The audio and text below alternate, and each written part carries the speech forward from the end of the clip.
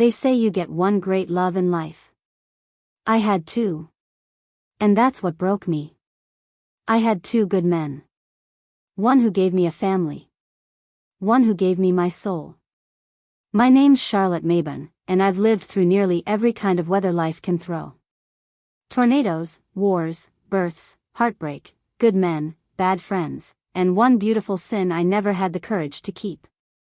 They say the body knows. That it senses when the final goodbye is near. I believe that now. My bones ache in ways I've never known. My breath feels like a feather caught in a breeze, there 1 second, gone the next. The doctors say I might have a couple of months left, maybe 3 if the Lord's feeling generous. July 4th. That's what I'm aiming for. I was born on Independence Day, and darn it, I'm planning to die on it too. 100 years old. Not many get to say that. I'm in hospice care now. A small room with blue wallpaper, a view of the garden, and the kindest nurse God ever made. Her name's Lydia, and she's from Ukraine. Brave little thing. Her accent is thick, but her heart is easy to understand.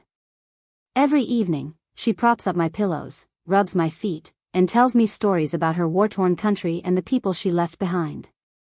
Sometimes, she hums softly while she works, songs I don't recognize but feel in my bones. It's the only thing that helps me sleep. Well, it used to. Tonight, I can't sleep.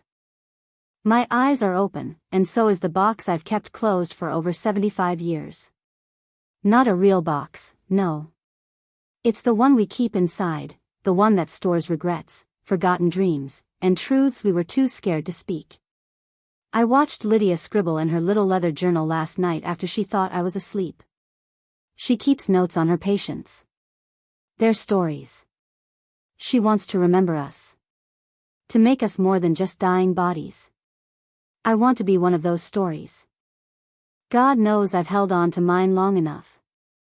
And maybe someone will read it one day and choose differently. I wasn't always old, you know. I used to be the prettiest girl on our block. Long legs, chestnut curls, and a smile that made shy boys drop their soda bottles. I was a schoolteacher, back when chalk still dusted our dresses and the smell of ink meant something. That's where it all began. I married Steve when we were both 18. He was sweet. Strong hands, honest eyes, and never raised his voice. He was the kind of man your mama prays for. We had a little house with white shutters, a garden full of peonies, and 2 children by the time I turned 23. A boy and a girl. Life was supposed to go on just like that, soft and simple. Then John walked in. He came to the school one rainy Tuesday afternoon. I remember it so clearly. I had just finished reading Charlotte's Web to my 3rd graders, and there he was in the hallway, leaning against the wall in a military uniform, water dripping off his hat. He was waiting to pick up his niece. Said her mother was stuck at the dentist. Brown eyes, curly dark hair, dimples so deep you could lose a coin in them. I froze. He looked exactly like the man I used to draw in my diary when I was 15. I had dreamed of that face before I even knew what love really was. He smiled. "Miss Charlotte?" he asked. "You're the teacher?" I nodded, and for a moment, I forgot my name, forgot my life. Something inside me broke loose. We met again a week later. He came back to drop off a thank you note from his sister. Said he was heading back to base soon and asked if I'd like to get coffee. I should have said no. Lord knows I should have. I had a husband and 2 babies at home. But something tugged at me, something I hadn't felt before. Or maybe I had, in dreams. We met at Miller's Diner. Sat in the corner booth. Talked for hours. He told me about the war. About the nights he couldn't sleep because of the gunfire still echoing in his head. He said talking to me made the noise stop. And I told him about my life. About Steve. About the kids. About the way sometimes I felt invisible in my own kitchen. When he walked me back to my car, he took my hand. "You don't have to live like that," he said. And I kissed him. I wish I could say that was the end. That I came to my senses and went back to my normal life. But we met again. And again. And one night, we didn't talk at all. I knew I was pregnant 2 weeks later. I told John first. He lit up like a boy on Christmas morning. Fell to his knees, kissed my stomach through my coat, and said, "Let me take care of you both. Leave him. Be with me." But I couldn't. Steve was a good man. He deserved better than betrayal. And I was scared. Scared of what people would say. Scared of losing everything I'd built. So, I told John the first couldn't see him anymore. That it was over. He looked at me like I had stabbed him. "You're choosing a lie over love." I watched him walk away. I never saw him again. We moved not long after that. Steve got offered a job in Albany. Higher pay, better schools.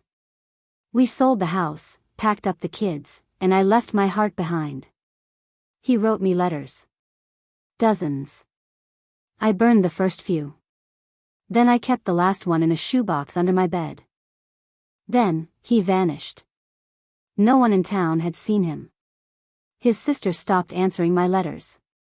I went back once, 10 years later, hoping to find him. His family home was boarded up.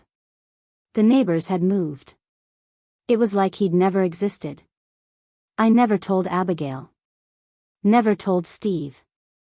But every time I looked at my daughter's face, those curls, that dimple, the mole above her lip, I saw John. And I hated myself a little more. Now Abigail's 76, and she still doesn't know. I wanted to tell her so many times. On her wedding day. When her daughter was born. When Steve passed. But I never had the guts. Lydia says I still have time. That will write it down, if I can't say the words. She brings me tea with honey and rubs my feet like an angel. Tomorrow, Abigail's coming.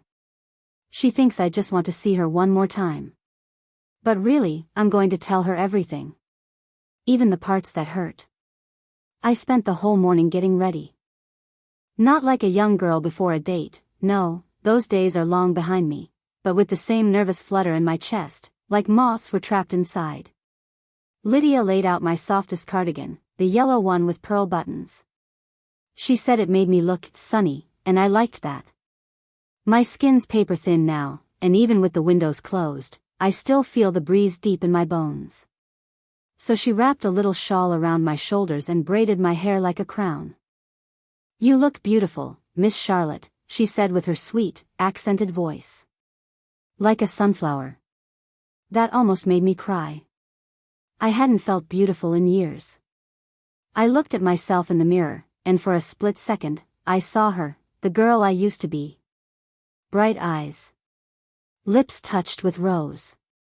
That girl who believed she could have both love and safety, who thought someday the ache in her chest would stop. But then the light shifted, and all I saw was an old woman holding a secret too long. When Abigail walked in, it was like summer entered the room. She's 76, but you'd never guess it. She's got this energy, this way of moving like she's still running late for something important. Her silver hair is thick and tied back in a twist. Her cheeks were flushed from the heat outside, and her eyes, John's eyes, scanned the room like they were collecting every detail. "Oh Mama," she said, kneeling down and hugging me tight. "You look good. So good." Liar, I wanted to say. But kind liars are the best kind. She sat by my bed and took my hand. We talked about her latest trip to Poland, where she'd been gathering supplies for Ukrainian medics. She showed me photos on her phone, boxes of gauze, tourniquets, painkillers. Even a bulletproof ambulance. "They need everything," she said. "And fast." I nodded, proud and heavy-hearted. My daughter, my bright, brave girl, giving her all to help strangers. And she didn't even know the full story of where her courage came from. Not yet. Lydia brought us tea and then quietly slipped out. I waited until the door clicked shut. Abigail was looking at a picture on the windowsill, me and Steve on our wedding day. I was in lace. He wore a bow tie too tight for his neck. We were just children, really. Children trying to play grown-up. Sweetheart, I said. There's something I need to tell you. She turned to me, her eyes soft and curious. Okay. No. I mean, really tell you. Something I should have said a long time ago. About your father. She blinked. Mama, you don't have to. I do, I interrupted. I have to. I told her everything. The rainy day. The hallway. John's smile. Our walks. Our nights. The letters. The silence. The move. And finally, the moment I realized I was carrying his child and chose not to tell a soul. I expected rage. I expected her to stand up and storm out. To say, how dare you, or why now? Or, you let me live a lie. But she didn't. She just cried. And then she took my hand again, tighter this time, and said the last thing I expected. I always knew. She told me that when she was 8, she found a letter. One of John's. I had tucked it into a book of poetry in the attic. She read it, over and over, until the paper turned soft. She didn't understand everything then, but she felt the love in those words. And the pain. She said she used to dream about a man with curly hair and brown eyes. She told me she always felt a little different, not unloved, never that, but like a puzzle piece that didn't quite fit. And now she finally understood why. I'm not angry, Mama, she said. Just sad you carried it alone. I wept. Because that's all I ever wanted, to be understood. To be forgiven, even just a little. That night, Lydia tucked me in like always. Abigail kissed my forehead and promised to come back tomorrow. We'll look for him, she whispered. If he's still out there, or if he's not, we'll find out. I smiled, too tired to speak. As I drifted off, I thought about John's letters. About the last one, the one I couldn't bring myself to burn. The ink had faded, but the words still burned in my memory. If you ever tell her, I'll find a way to reach you, even from the other side. Because love like this doesn't vanish. It lingers. It waits. It forgives. I used to think that was a line he stole from a movie. But now, I'm not so sure. Because that night, just before sleep took me, I swear I felt someone sit at the edge of my bed. And when I opened my eyes, the room was empty. But the air smelled faintly of tobacco and soap, the kind he used to use. The next few days were a blur. Abigail came every morning, carrying folders, notebooks, and a laptop. She had that same determined fire in her that I saw when she was a teenager, when she rallied the whole school to build a playground or volunteered at the hospital while working nights at the diner. That fire, it wasn't mine. It was John's. I see that now. She started with old maps, city directories, veteran registries. The internet is a curious beast. With the right keywords, it's like a dusty attic you never finish cleaning. She searched for John E. Dunlop, John Edward Dunlop, World War II veterans, and missing persons Pennsylvania 1950s. And me, I laid in bed, drifting in and out of memory. I remembered the last time I saw him. It was cold. January. I had told him we were moving. I expected him to beg. To fight. But he didn't. He just looked at me like I was already a ghost. You're choosing comfort, he said. Not love. No, I said, trembling. I'm choosing duty. He didn't kiss me. He just stepped back. Nodded. And then he handed me a letter. Said I could open it whenever I stopped pretending. I never did. Until now. Lydia found it tucked inside a copy of Leaves of Grass, brittle and yellowed. She unfolded it gently with gloved hands, placed it beside my tea, and left the room without a word. It read, "Charlotte, my love. If this is the end, I'll carry you in every breath. I'll stop writing now, but I'll never stop waiting. Find me in the music. In the storm. In the spaces between dreams. Yours until the end of time, J." That same afternoon, Abigail burst in holding a crumpled printout. I found him. My heart nearly stopped. She sat on the edge of my bed, flushed and breathless. There's a record, John Edward Dunlop. Born 1922. Drafted in 43. Served in France. Discharged 46. Moved back to Harrisburg. I nodded. That fits. She went on, flipping through the pages. He lived with his sister's family until 1950, then opened a carpentry business. No marriage license. No kids listed. Nothing after 1962. Gone. Just like that. She looked at me, eyes narrowed. But here's the strange part. There's a cemetery record from a private veterans memorial garden.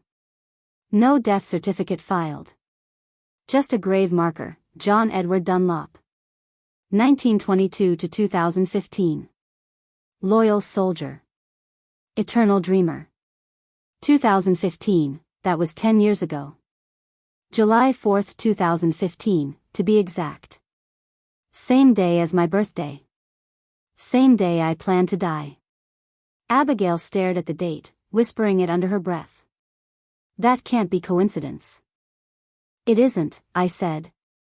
Lydia sat with us, silently listening, her eyes wide. She believed in things, in signs and spirits. She told me once that in Ukraine, they say souls find each other again in the afterlife, even if they were separated in life. I liked that. We called the cemetery.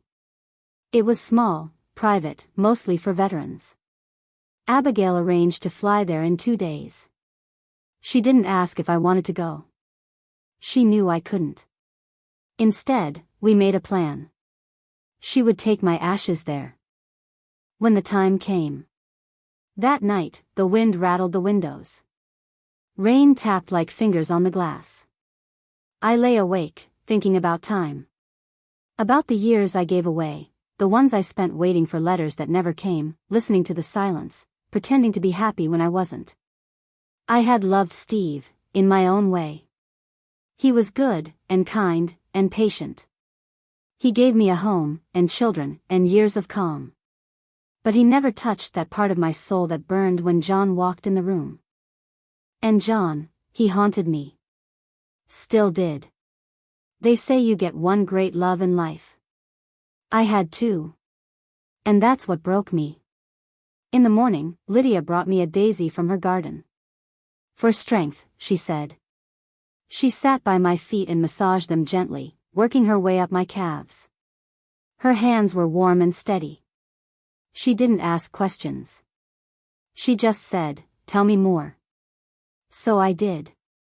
I told her about the motel where John took me once, how he cooked eggs in a little kitchenette and played old jazz records. How he danced with me in his socks on the linoleum floor, humming into my neck. How I wanted to freeze time and live in that moment forever. "Why didn't you?" she asked, gently. I thought for a long time. Because I thought being good was more important than being whole. She didn't answer. Just looked at me with eyes full of sorrow. Later that day, I gave Abigail the last thing I had of him, a locket he'd gifted me with a tiny pressed forget-me-not inside.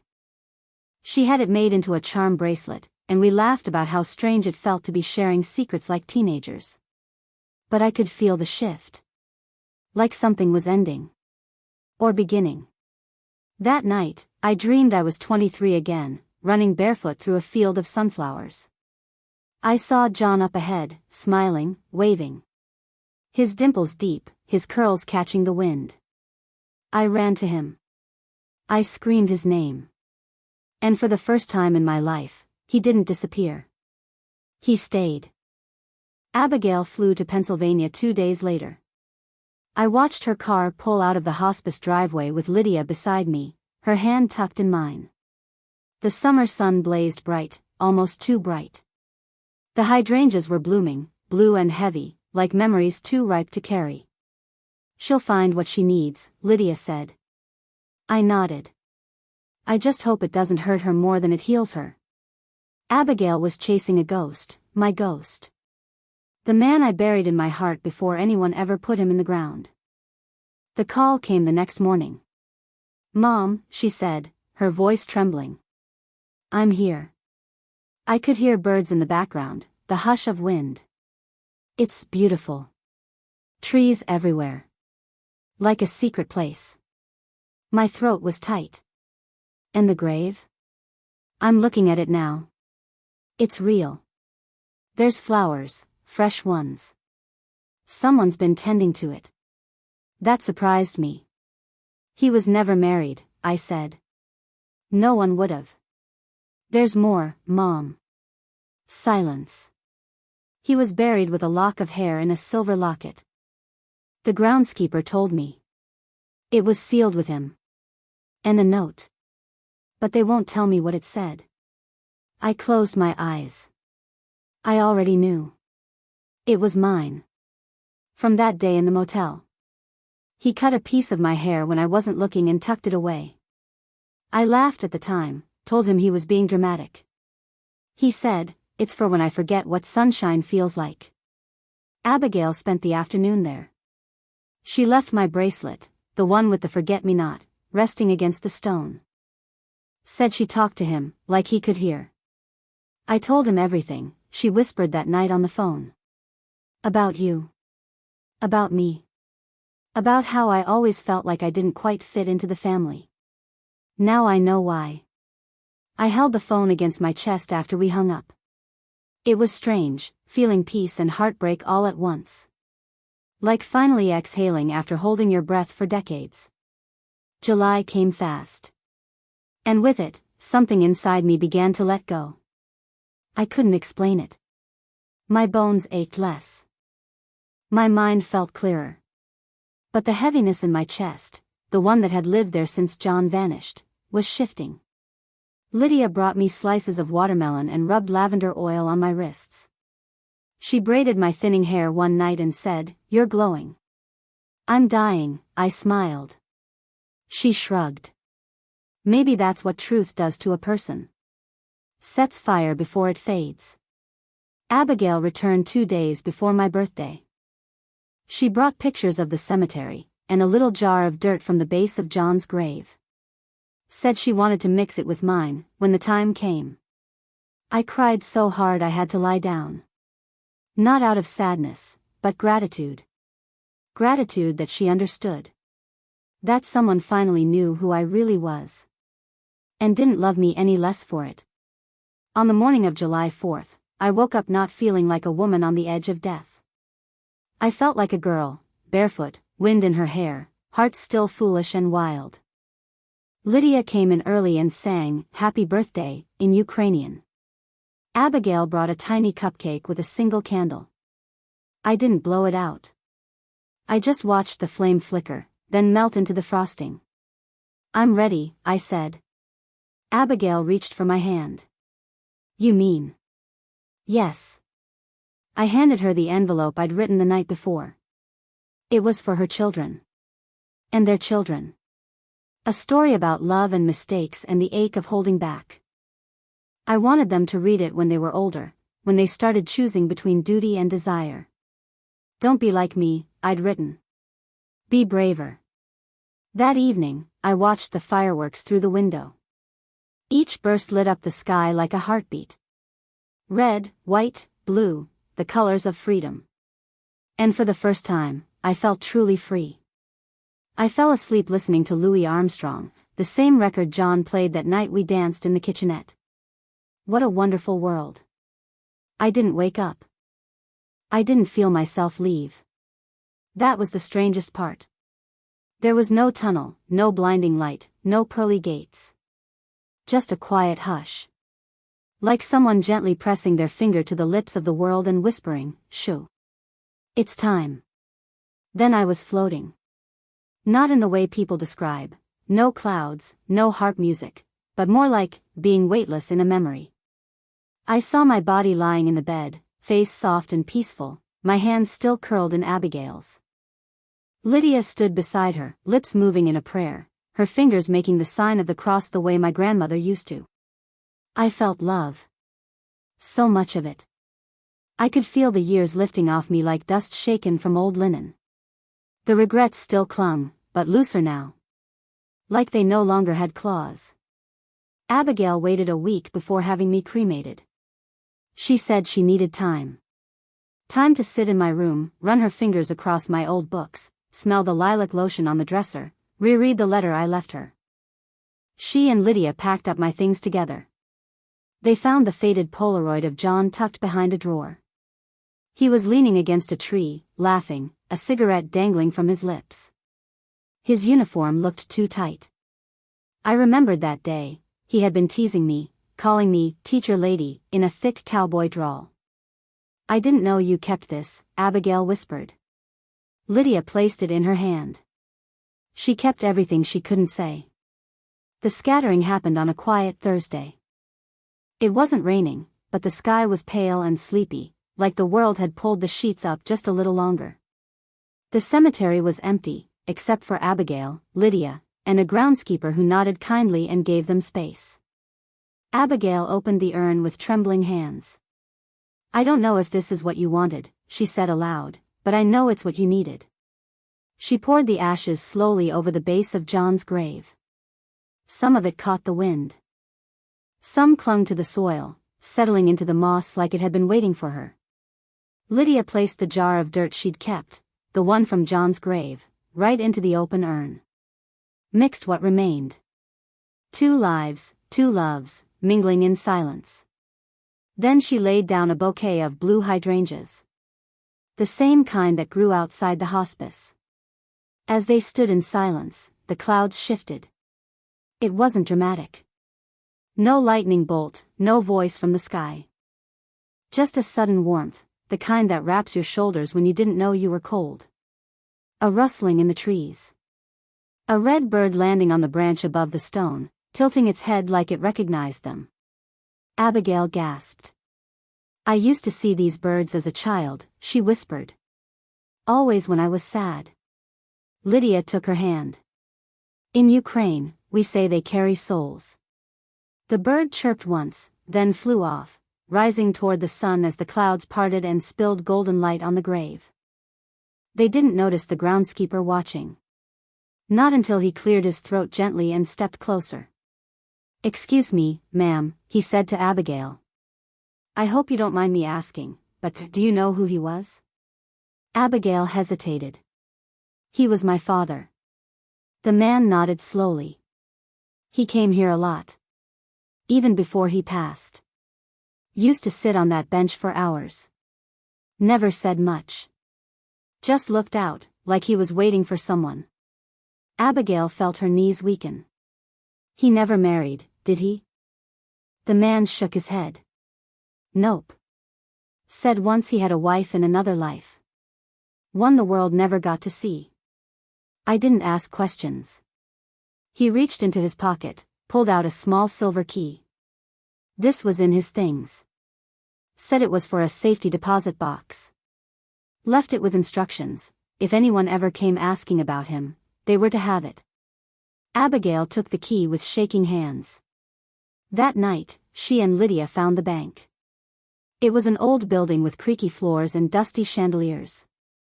The manager let them into a private room and brought out the deposit box.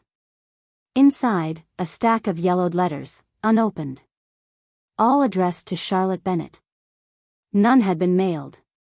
One was sealed in red wax, with her name written in a trembling script, "For when you're ready." And under the letters, wrapped in faded silk, was a small velvet box. Abigail opened it. Inside was a ring. Simple. Elegant.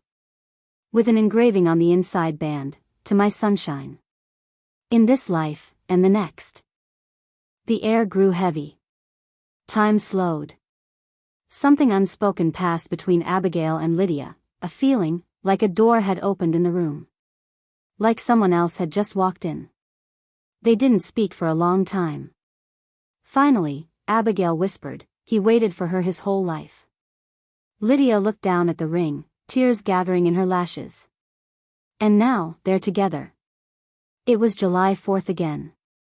Exactly 1 year since I passed. Abigail woke up early and went out to the porch with her coffee. The sun had just started to rise, casting pink streaks across the sky like someone had dragged a paintbrush through dawn. Fireworks hadn't started yet, the world was still sleepy, holding its breath. She held the ring in her palm, her thumb tracing the tiny inscription. "To my sunshine." She hadn't worn it, it felt sacred, like something not meant for everyday life. But she kept it with her always. Like an anchor. Like a whisper from the past telling her she came from love, no matter how complicated. The house felt quiet without Charlotte. The air didn't hum with stories anymore. No smell of violets and powder. No old record spinning while she tapped her fingers on the armrest. Just Abigail, now the oldest living member of the family, surrounded by memories. She was still discovering pieces of her mother. Letters tucked into recipe books. A diary in the attic that chronicled her early teaching years. A cassette tape marked, "Abigail, for when I'm gone." It took her weeks to gather the courage to play it. My voice crackled through the speakers, older and slower than I remembered, but unmistakably mine. "Hello, sweetheart," I began. "If you're hearing this, I guess I'm already dancing with the stars." Abigail smiled and cried at the same time. "I want to tell you something I wish I'd said sooner. You were never a mistake. Not once. You were love, pure and whole. I was just too afraid back then, afraid of breaking what was good to reach for something I needed. I chose safety. But my heart always ached for John." There was a pause, then a gentle laugh. "But don't you feel sorry for me? I had 2 good men. One who gave me a family. One who gave me my soul. And somehow, I got to keep both in different ways." More silence. Then, "Abigail, I hope you live boldly. I hope you listen when your heart whispers. Don't make her yell like mine did. And remember, love doesn't follow rules. It makes its own." On the 1-year anniversary of my death, Abigail went back to the cemetery. She brought blue hydrangeas again. This time, she brought her grandson with her, a boy with wild curls and a shy smile. She told him, softly, about his great-grandmother and the man buried under that moss-covered stone. "Some people wait their whole lives to be together," she said. "And sometimes, they get there. Just not in the way we expect." Her grandson asked if the red bird would come again. "I don't know," she said. "But I think when it does, that means someone's watching." That night, fireworks bloomed across the sky. Bright, loud, unstoppable. Abigail stood alone in the yard, head tilted back, watching the colors reflect in her tears. She didn't cry out of grief anymore. She cried because she understood now what it meant to live a whole life. Messy. Painful. Beautiful. And in that moment, for the briefest second, she felt 2 hands on her shoulders. Warm. Familiar. She turned. No one. But she smiled anyway. They found a document in the cemetery archives. A clerical oversight, long forgotten. John had passed on July 4th, 10 years to the day before Charlotte. Same hour. Same minute, almost. He had died of a heart attack, sitting on that very bench where he'd waited all those years. A folded letter in his coat pocket. It read only, "I'll see you again, Charlie. When the stars are right. Save me a seat by the window." They buried it with her ashes. And from that day on, every July 4th, a single red cardinal was seen sitting on that bench. Waiting. Thank you for your attention. It was only a second story from my grandma's diary, who worked like a nurse at one of the biggest American hospice. When I was preparing this story for you, I cried from time to time, and I think you understand why. Would you like to share with me your attitude towards this story? What would you do if you were Charlotta? Stay with your husband or follow your real life love? Please share it with me in comments and subscribe to this channel because I am preparing a new interesting and romantic story for you. Bye.